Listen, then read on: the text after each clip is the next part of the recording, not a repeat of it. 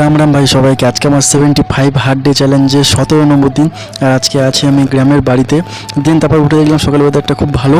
তারপরে মা দেখলাম যে রান্না বান্না শুরু করে দিয়েছে, বাবা খেয়ে নিয়েছে। তারপরে চলে গেলাম আমি সামনে ওয়ার্কআউটের জন্য, দেখলাম পাতা পড়ে আছে। তারপর চলে গেলাম ঝাঁটা নিয়ে পরিষ্কার করতে হবে। এটা একদম আমাদের বাড়ির সামনে, খুবই ভালো জায়গা। তো পরিষ্কার করে নিয়েছি অলরেডি বন্ধুরা। তারপরে স্ট্রেচিং করছি আর কি, কারণ ওয়ার্কআউট করার আগে শরীরকে স্ট্রেচিং করে নেওয়া একদমই দরকার, আর চোট লেগে যাবে।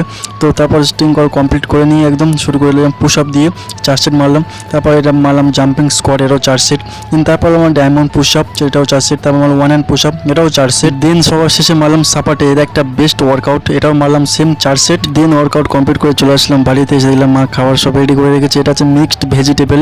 তারপর কিছু না ভেবে খাওয়া শুরু করে দিলাম, কারণ খুব খিদে পেয়েছিল ওয়ার্কআউট করার পরে। বন্ধুরা, এটা হলো আমার ক্যামেরাম্যান, আমার ভাই যে ক্যামেরা করছিল এতক্ষণ। আর এটা হলো আজকে আমার ফটো বন্ধুরা। তো সবাই বলো জয় শ্রীরাম।